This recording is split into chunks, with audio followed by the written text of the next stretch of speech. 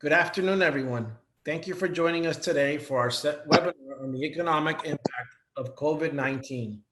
I'm Frank Gonzalez, Managing Principal of MBAF's Miami office and head of the firm's financial institutions practice. Today, Juan Del Busto will cover an overview of current economic challenges while also providing his insights on opportunities that have been created by this global crisis. Towards the end of the presentation, we'll have a Q&A session which will cover some of the questions that you submitted prior. We encourage you to also use the Q&A button on the bottom of Zoom to submit additional questions, which we'll cover if time permits. Now, I want to introduce you to today's speaker. Juan Del Busto formerly served as the regional executive of the Federal Reserve Bank of Atlanta's Miami branch and is currently the CEO of Del Busto Capital Partners. As the regional executive of the Miami branch of the Federal Reserve Bank of Atlanta, he was responsible for the branch's board of directors, leading community outreach and development activities, overseeing Miami's economic and financial education program, and providing regional input into the Atlanta Fed's monetary policy process. He also currently serves as a consulting advisor to MBAS Financial Institutions Group, where he consults on banking and international banking-related matters, while also sharing his extensive insight on the economic climate through strategic counsel, educational presentations, and one-on-one consulting activities for MBAF's clients. Thank you, Juan, and you have the floor. Thank you so much, Frank. Good afternoon, everyone. I want to make a few introductory comments before we get started on the meat of the presentation. The last time I changed this presentation was an hour ago. Economic data is changing not only daily, but almost hourly in certain sectors. So I tried to have the latest information to provide to all of you at this time.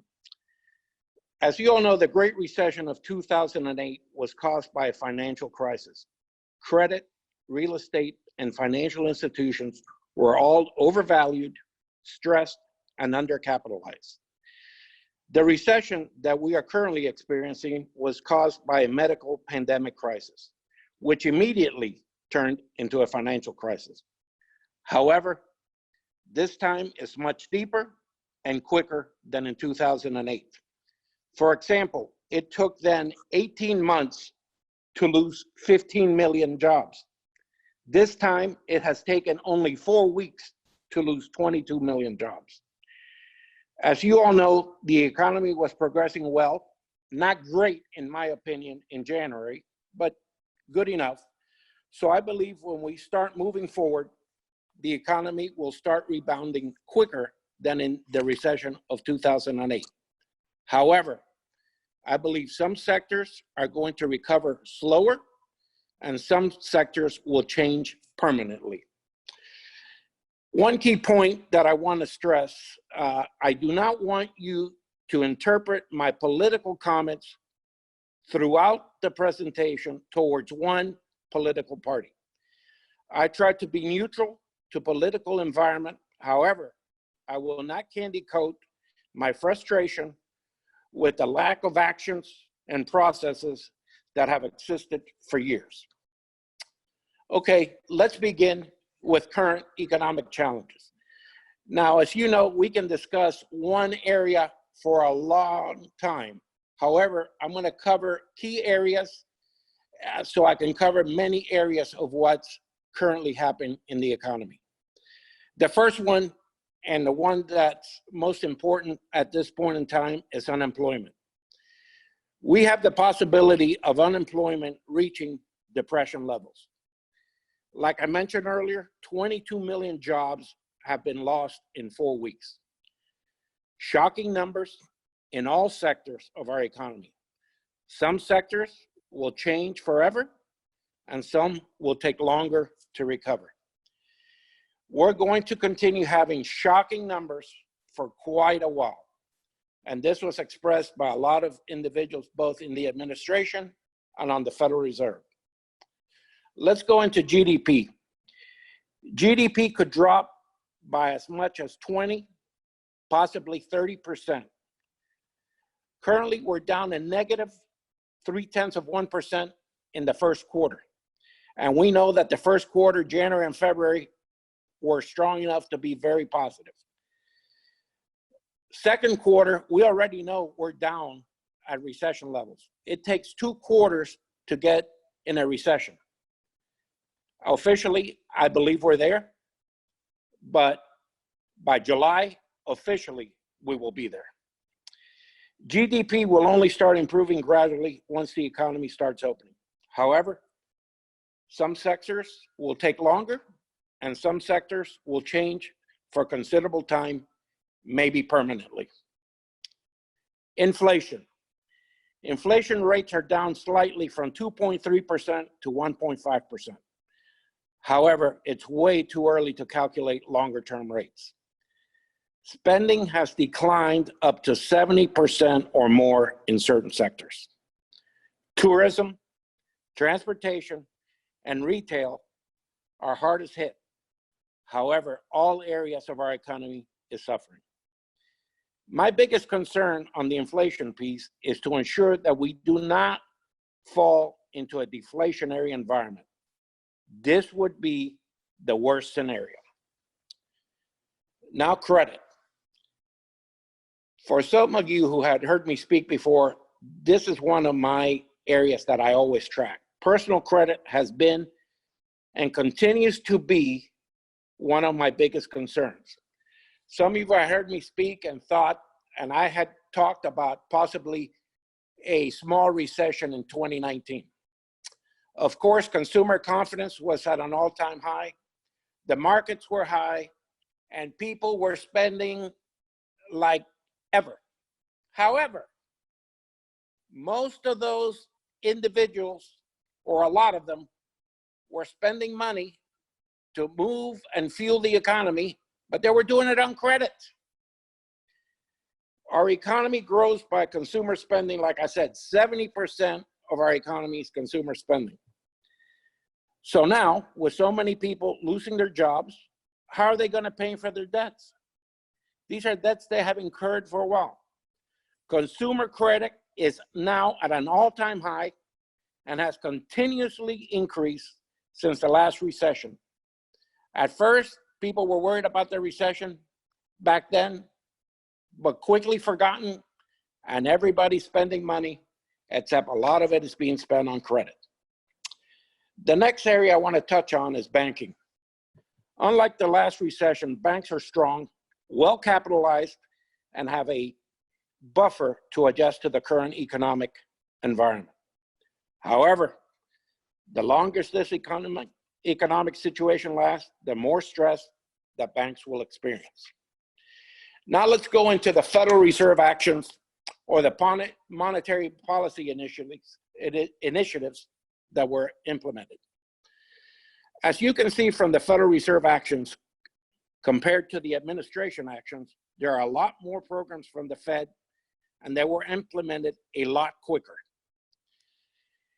There are a few reasons for this. First of all, Fed implemented many of these programs during the Great Recession of 2008. Every Sunday back during those recessions, we would meet and say, hey, let's implement this. We don't know how it's going to work, but it'll add liquidity to the system.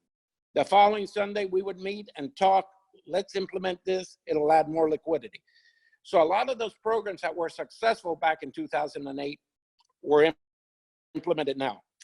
The other reason, and the most important of all, that the Fed moved in this direction so quickly is that they're non-political. They do not need permission or consent to implement monetary policy actions.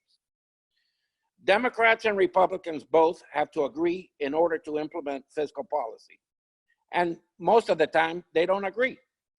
In our country, that is why there has not been any significant fiscal policies in the last years.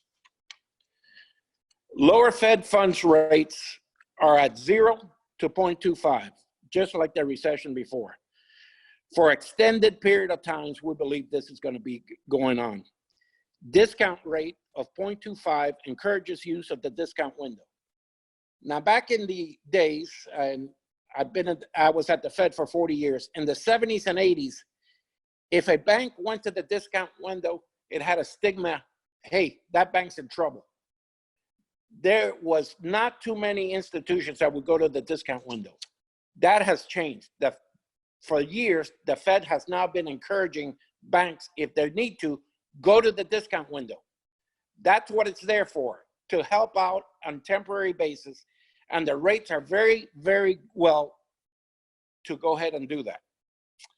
The other thing was unlimited purchases of all Treasury maturities. Back in 2008, we bought everything in sight to add liquidity. Later on, we started buying only long-term maturities so we could have extended periods of time of low interest rates. At this point in time, the Fed is buying anything and everything, not worried about maturities. It doesn't matter.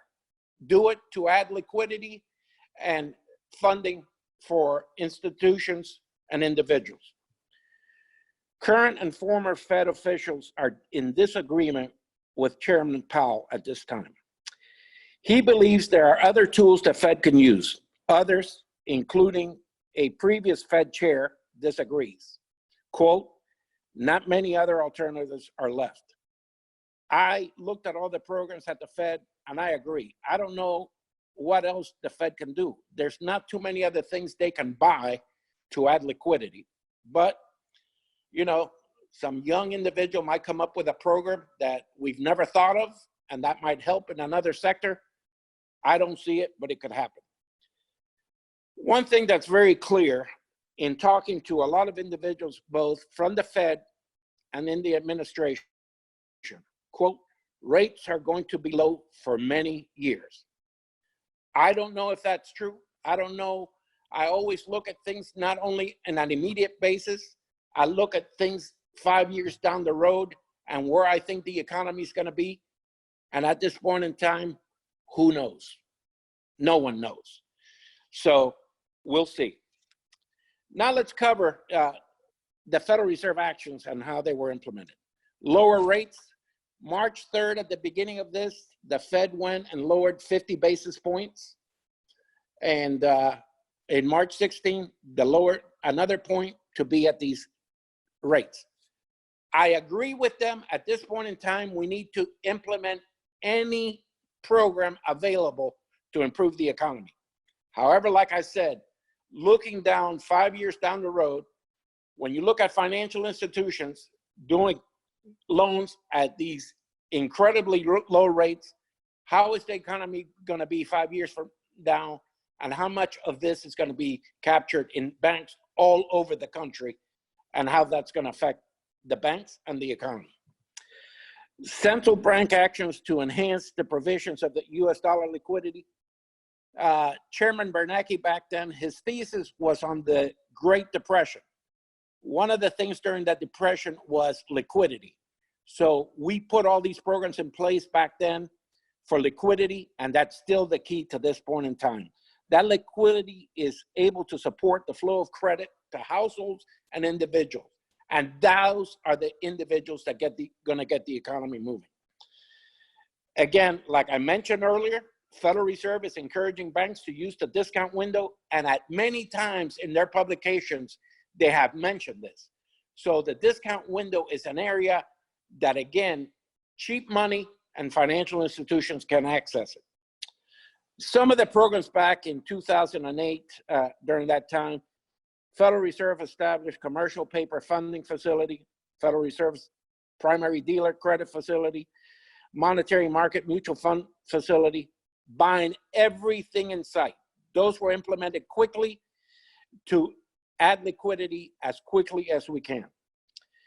Federal Reserve also established US dollar liquidity arrangements with other central banks.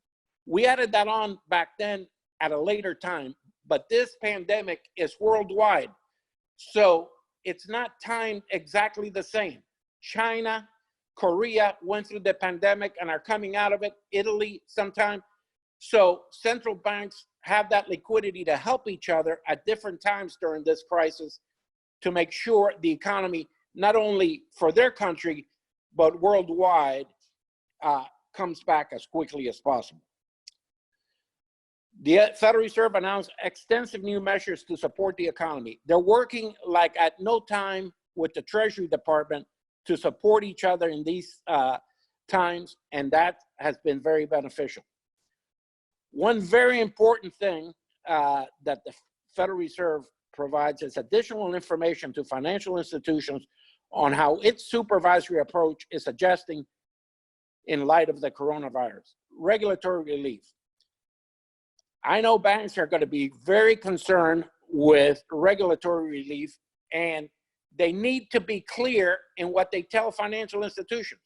You don't want to lower your capital ratio or your stress level or your any area of the bank unless you know that when a regulator comes in, you're meeting those new requirements.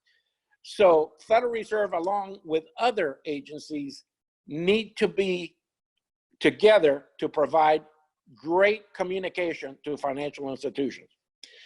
Federal Reserve established a temporary FEMA repo facility. This is not the FEMA that you always hear when hurricanes come in. This is FIMA, Foreign International Monetary Authority.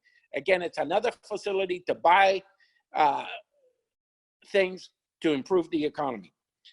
And Federal Reserve has taken an additional action to provide up to $2.3 trillion in loans to support the economy. The PPP loans are going to be housed at the Fed. Banks can sell it to them. They'll take on the liability for, I think, 0.35 basis points. So I'm sure everyone who can and will move a lot of these PP loans to the Fed. Now let's talk about the administration and Treasury actions or fiscal policy in this country. Again, the Assistance for American Workers and Families Act, all these are intermixed with the Department of Treasury and the administration, but different programs. The electronic impact payments are the $1,200 per individual if they met certain criteria. That was the Assistance for America. Department of Treasury COVID-19 actions and updates, they're involved with providing all the actions to all these programs with the COVID-19 updates. The Department of Labor, paid leave, Families First Coronavirus Response Act, unemployment insurance, they're working on those programs.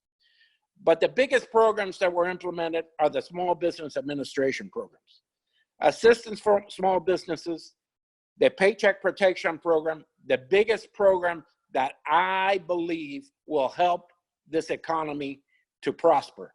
How quickly those payments are done, and I will talk more about that later and my frustration with those people in Washington on getting this done, and the Economic Injury Disaster Loan Assistance of $10,000.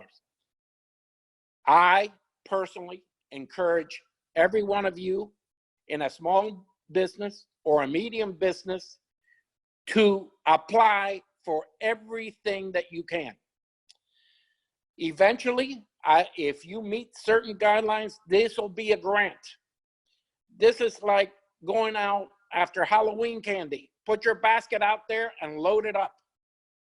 If we're already doing these things, get as much as you can. If you need to pay for it, you're paying it at low interest rates, and it will help you come back as quicker and as possible.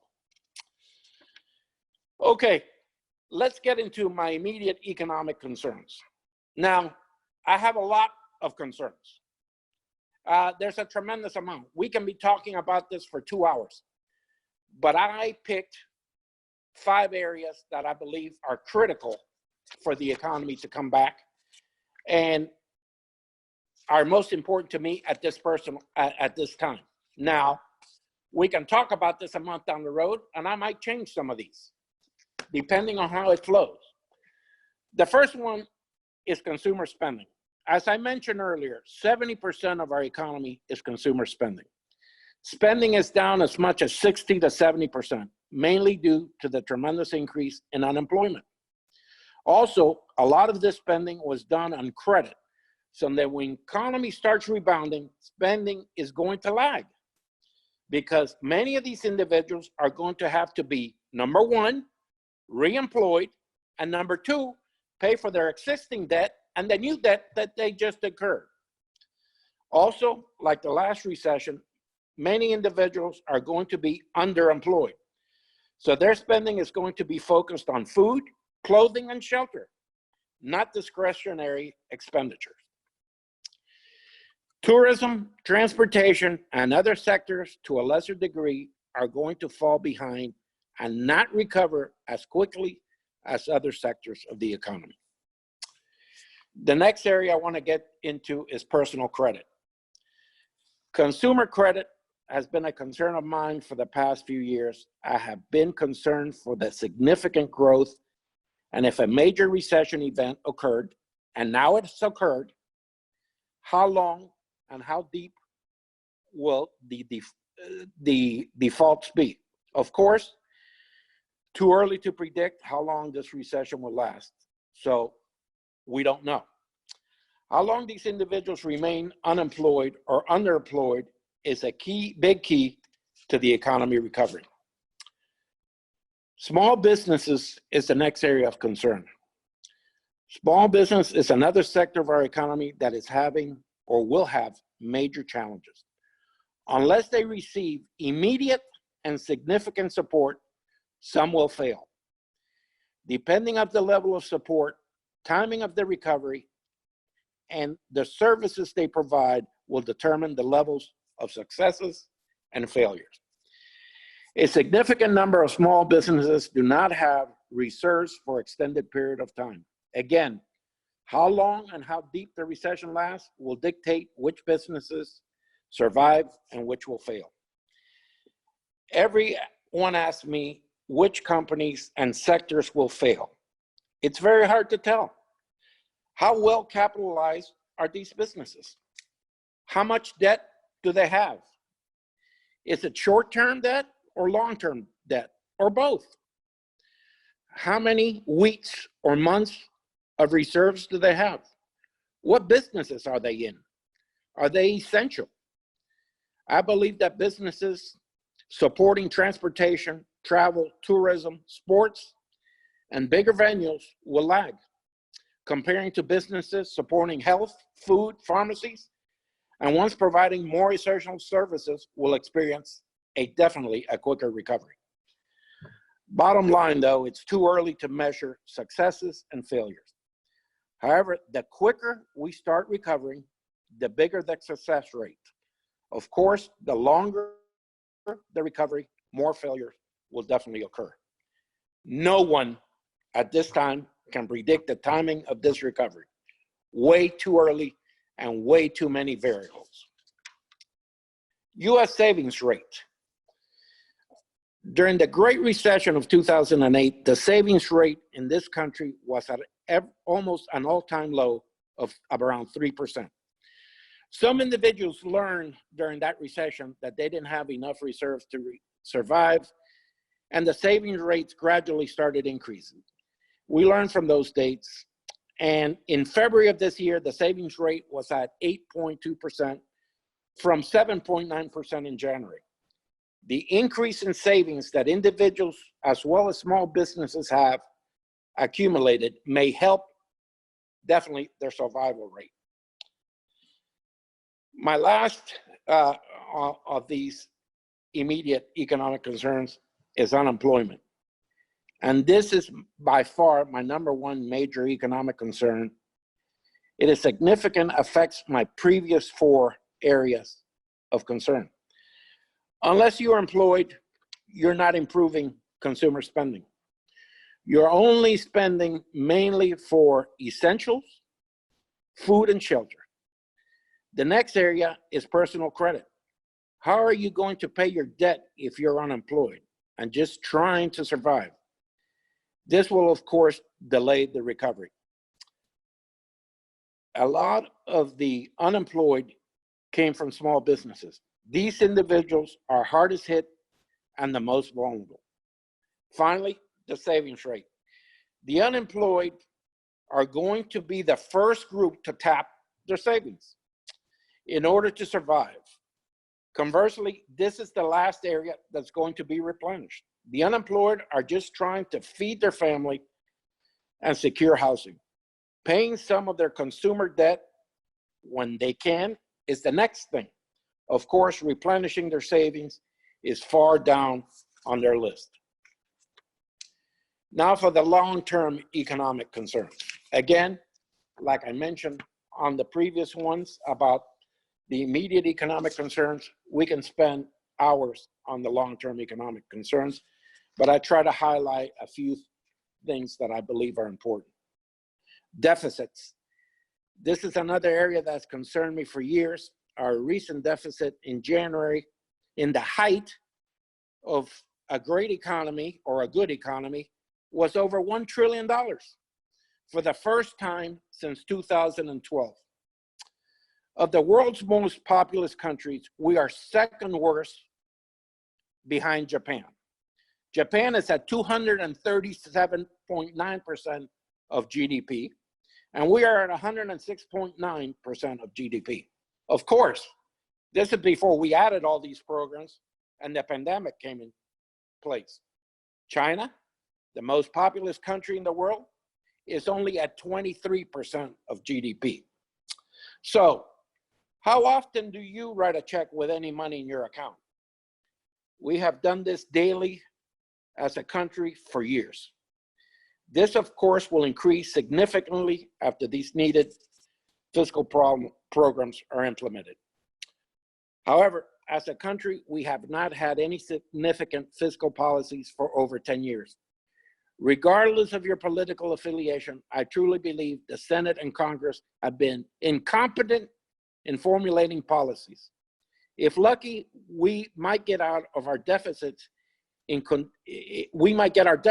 control in 3 generations before we eliminate these deficits. I believe I'm being overly optimistic. I don't think in this environment they'll get anything done.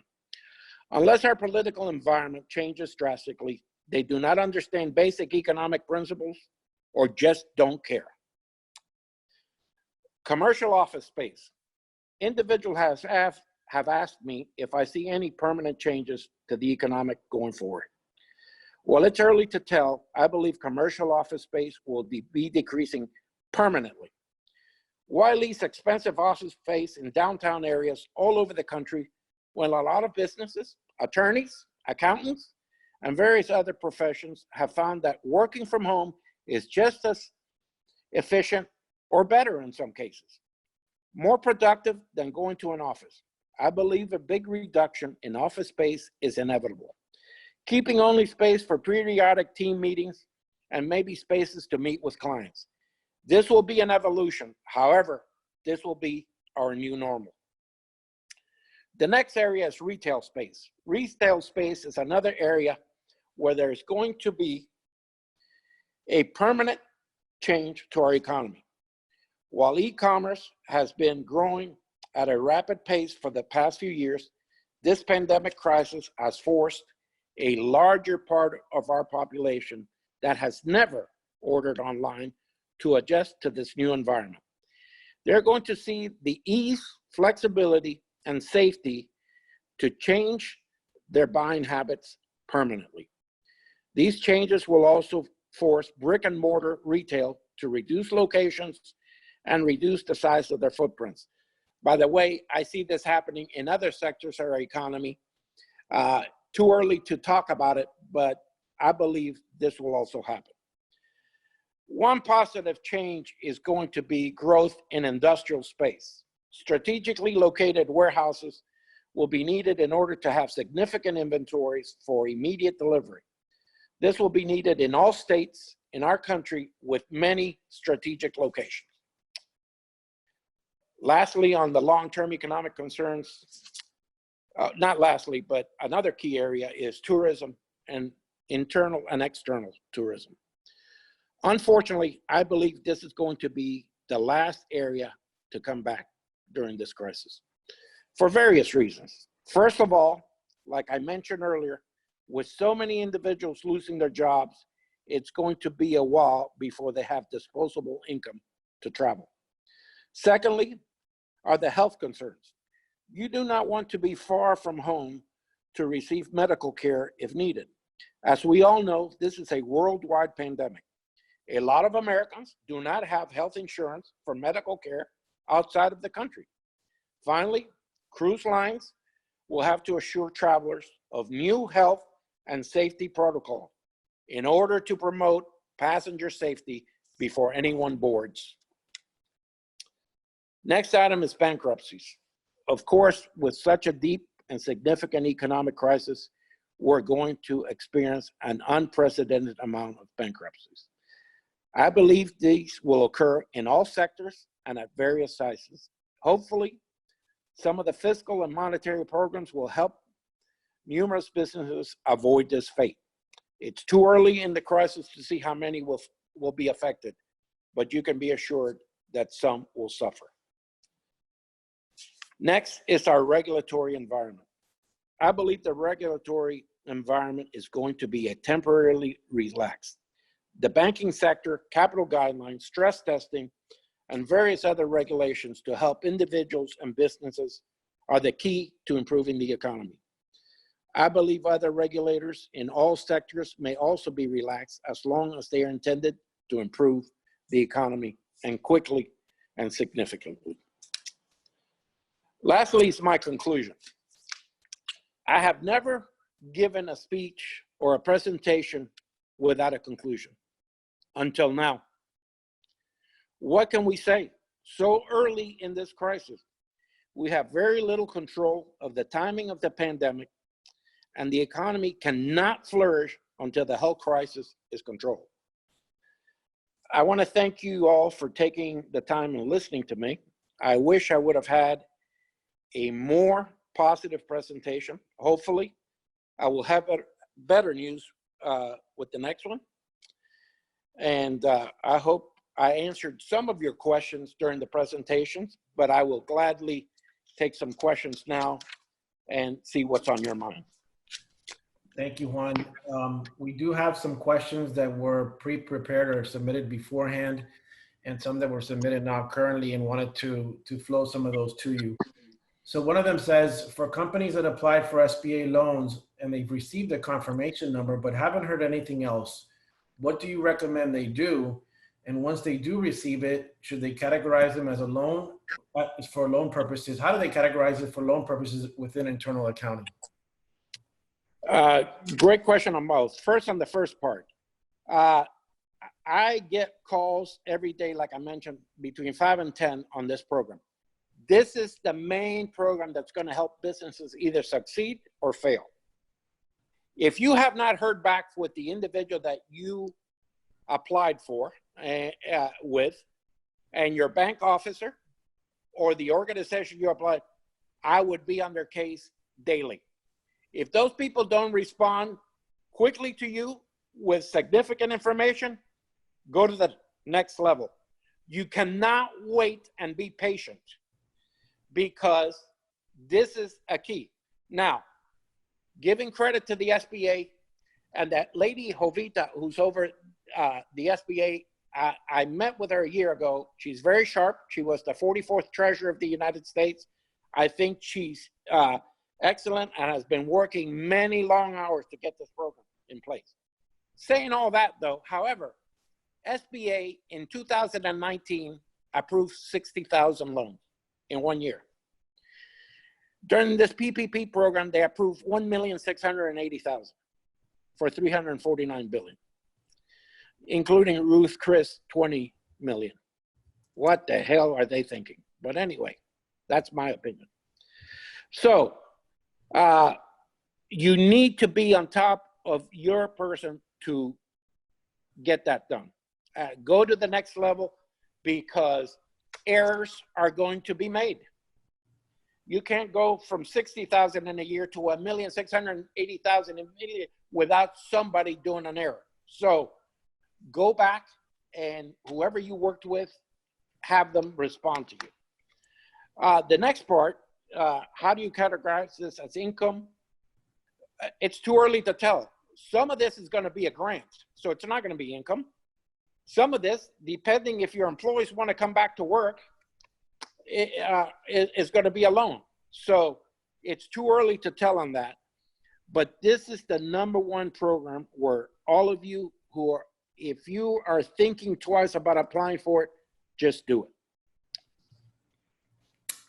Second question, Juan, is Where are the trillions of dollars that are part of this stimulus money coming from? And what do you think the potential ramifications are going to be on the economy?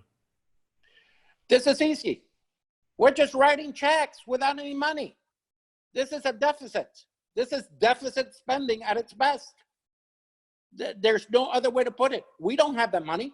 We're already $1 trillion in deficits. This is going to add a few more trillion.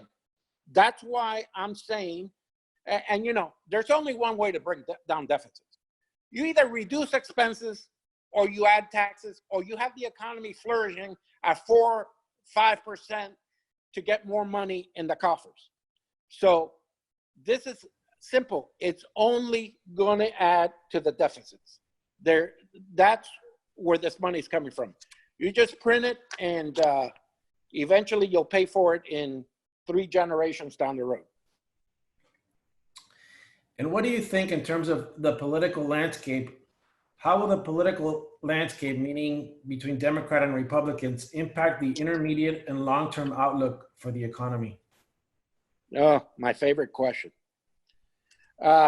Look, people knew we were going to run out of this PPP money quickly. You think these individuals, both Republicans and Democrats, before that money ran out, they would have gotten together and worked like every other financial institution is doing, and every organization is working their employees and officers till 3 or 4 o'clock every morning to get these loans in place? You think they would have been working to get this done? And as soon as they ran out of money, Thursday morning, by Thursday afternoon, they had the next part in place? What? I'm surprised it took till yesterday.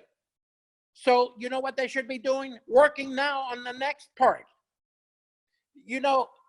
349 billion and 310 billion is great. It's going to add to the deficit, but we need to do it now. But when only 6% of the population that needs these loans got the money, they're going to be approving we're going to need another at least 600 billion, 500 billion, 600 billion.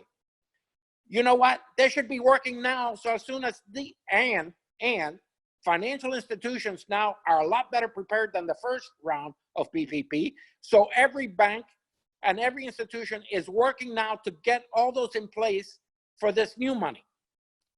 Okay, once it's voted on. So these individuals should be working on the next part of getting things done. So I think the political environment in this country, I hope they learn from this, not only from the economic side, from the pandemic side, or whatever. They need to learn to work together to get something done. Because as a country, when you compare how we're doing to other countries in the world, we keep losing positions in different parts of our economy going forward. So now, one part that I hear is that maybe they're working towards some of these things that will be permanent changes. But you know what? I'm from Missouri, show me state. They need to do it and feel confident. At this point, I do not feel confident they're doing enough to improve the economy in this country. For years, they haven't done any fiscal policy. If it would have been the Fed on monetary policy, I don't think anything had happened. And to be perfectly honest, and I wrote an article on this not too long ago, I think even the Fed has changed since I left the Fed to now. I think it's a lot more political than it's ever been. I don't know the people on the board now like I did before. Chairman Powell came in May of 2012. I left in December of 2012. And by the way, he's not a PhD economist. There hasn't been a chairman who has not been a PhD economist since Volcker. So I think he swayed some of the interest rates over the last few years to the political side, not really to the economic side. But anyway, the political landscape needs to change drastically and quickly and permanently to get things done and move the country. Not now only, but for the future, for not only our generation, but for future generations. They have not done enough in the last 10 years, and they now had to react and move, but not moving quickly enough going forward. Thank you, Juan. I was actually scared that you might not have an opinion on that question, so thank you. The next question, and I think you kind of touched on this during your presentation, but not sure if you want to get a little more specific. What sectors of the economy are likely to recover the fastest, and which one you think the slowest? The essentials, food, clothing, and shelter, are going to move faster. Healthcare, I think there's going to be a lot of changes there. I think people are going to change the way they monitor their health and the way they move in that area. Pharmacies are essential. Those are the areas that are going to recover quicker and faster. The slowest, which was the opposite of like the 9/11, is going to be tourism. Unfortunately, and some of you who know me well know that I travel about 4 or 5 months out of the year, and I just barely came back during the pandemic. I had the last flight coming back from Brazil, but I think that's going to change. I think the health concerns of individuals is going to change, both on airplanes, but cruise lines, tourism, so many people unemployed. Those areas are going to be the last. They got to cover their essentials for the family, pay their debt, so discretionary income is way down the road. And people are going to be afraid, who are either losing their jobs or have a potential of losing their businesses. And I think the savings rate in this country is going to go through the roof, because people are going to learn, hey, I'm going to need to have more than 4 weeks or 8 weeks of reserve. I need to hold on to my money a lot more in case something else happens. None of us have been faced with anything like this ever in our lives. And I think our psyche, even though we're going to try to come back and we're as quickly as we can, and eventually we might forget some of the ramifications we have, but we're not going to forget completely. And we're going to change our way of thinking and our way of spending. Another item is, what do you see will be the future for nonprofits? And with an increase in estate planning due to the pandemic, how can nonprofits ensure that their mission is going to prevail? Frank, this is a great question. And I've heard different variations of this question from a lot of different people, not only internal to this presentation, but externally by other people. I think if individuals who have money are not significant, I think we're all affected in this pandemic. All of us are affected monetarily, but some of those of us who can support these organizations, I will continue to support the organizations. However, individuals like Frank, you and I are very involved with United Way. Individuals that have contributed to United Way, from teachers, Miami-Dade County Public Schools, a lot of other organizations. The teachers are getting paid and might not be affected, but their spouses might be. So getting that individuals to contribute is going to be last on their list. They're going to survive first. So they're going to have to be very strategic on how they do this. And conversely, on the other part, these organizations are the ones now that are helping other people survive. So they need the money more than ever, but the individuals contributing are going to be affected also to contribute to them. So I think individuals are going to be very selective on who they donate to. And all the organizations out there looking for money are going to have to present a plan. How relevant are we and helping individuals, and how quickly do we support those individuals? This, I think, down the road is going to have some changes in those organizations, but I think it's still too early to tell. But that's what I see on that. For this next one, I think you need to take out your crystal ball. Currently, if you had to invest $100,000 in only one asset class, which assets would you pick? I would never, ever invest $100,000 in one asset class. So I can't tell you that.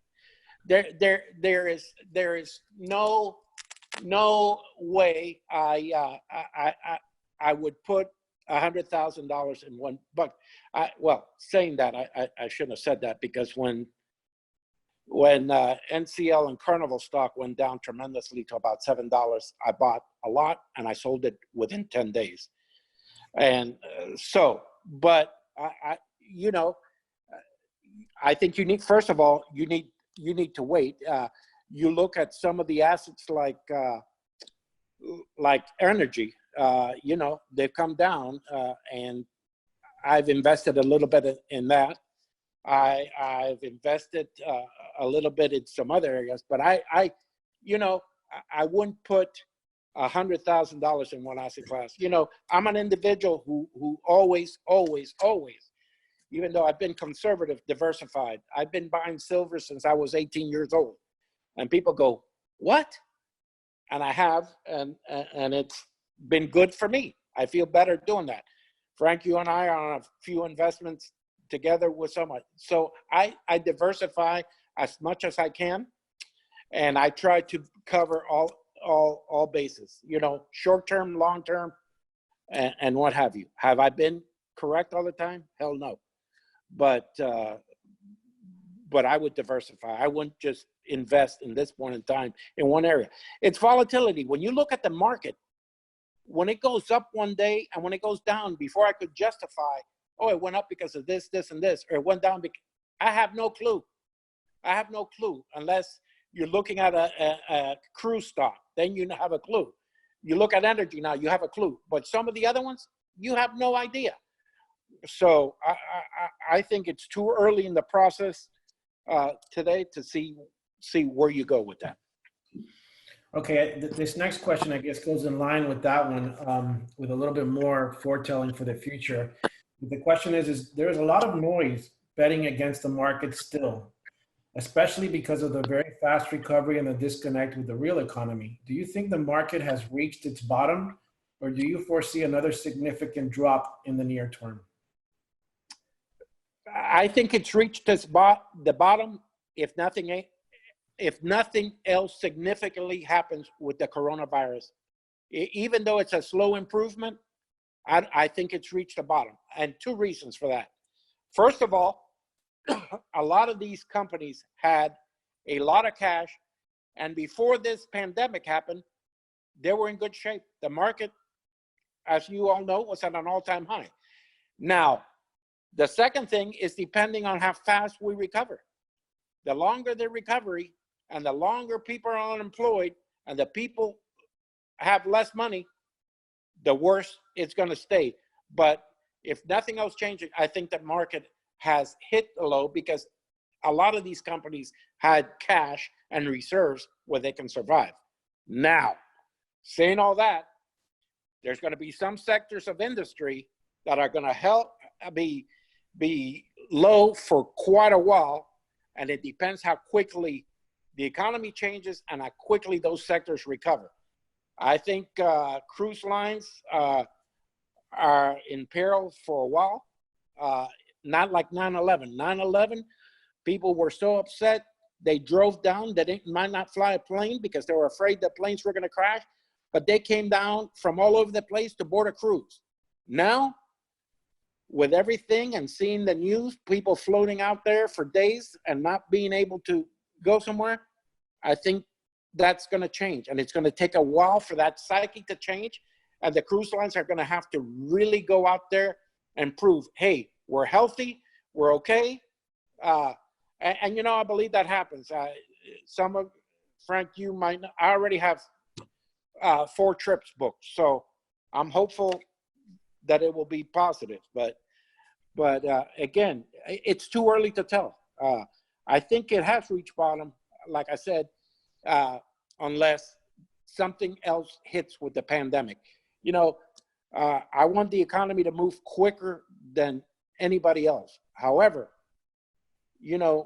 opening up too quick and you have a health concern going back, I think it's going to be twice as bad instead of moving slowly and opening it when it's prudent to open and go forward. I don't like to take a step backward in anything. So that's my concern. Well, I hope in those 4 tickets you bought that you bought me one too. I appreciate that. We do have, this is kind of a foreseeing another question too, based on similar situation. What do you expect, or what's your expectation in terms of seeing some normalcy within our economy? Too early. Too early for normalcy. Too early because every day that I prepared for this presentation, I see things that surprises me. And, you know, before we got on the call with everybody else, I mentioned 2 areas that just surprised me today. So I think it's too early to predict. I don't think anybody can predict. I usually take a shot and go out there and give my opinions, but I can't. Too early. Okay, one of the next question has to do with, and we've actually gotten a similar questions from several of our banking partners. And the question is, community banks have suffered through several years of consolidation, and the negative trend continues to this date. This has limited the personal service to the clients in general, particularly the assistance to small and medium-sized businesses. According to the Small Business Administration, the SBA, 90% or more businesses in the US are considered small businesses. How do you see this negative trend affecting our banks and the economy in the future? I do not necessarily see it as a negative trend. I think the Fed back then, and I think now, believes we had too many financial institutions, and I agree with that. However, we need every size financial institution. I, as you know, full disclosure, I'm on the board of a community bank, and I think we're successful in treating the employees, the businesses that we have, and I don't think this is a negative affecting our banks and our economy. I just think depending on the banks and how the regulatory environment moves. You know, for us in South Florida, again, we need to have, we have a lot of people in the regulatory areas to cover our customers. So you need to consolidate smaller banks to medium-sized banks to be able to handle those expenses. You know, BSA, BSA, BSA. So you know, individuals that want to open a bank now, for the last years, it's not the time to open it because the regulatory, you're hiring people that do not produce 1 cent of revenue for you. But I think community banks, some might have suffered through consolidation because the efficiency has lost some employees. But I think in some areas, it's improved the overall standing of those commercial banks that merged. So I think that's going to continue in the future. And I think we need to adapt. There were too many banks in the country, and I think efficiency is key. And I think they need to be aware of customer needs and evaluate their services and their performance to treat those customers that they have well and attract new ones. So I don't think that's going to change in the environment, and I think that's a permanent change. And I don't see it all the time as a negative. Also, following up on that same question, do you think banks are going to be increasing their allowance for loan and lease provisions during the virus's impact, especially the impact on their borrowers? Absolutely, and you better have already started. Period. Absolutely, you better, because there is no doubt in my mind that it's going to happen in every institution in the country. Absolutely. If you haven't started, you're late. Got it. I wanted to, I think we're almost out of time. So Juan, I wanted to take the opportunity, first of all, to thank you for taking the time and participating and doing your research and your comments on this presentation. We have been flooded with many, many questions. So one of the things that we're going to put you on the spot is to invite you back, and hopefully you can join us again to do this sooner rather than later. And maybe we can follow up on these questions and also follow up on what's going on in the world around us at that time. That would be okay. Absolutely. Anytime. Okay, thank you. And thank you everyone for joining us, and look forward to hopefully an announcement of doing it again. My pleasure.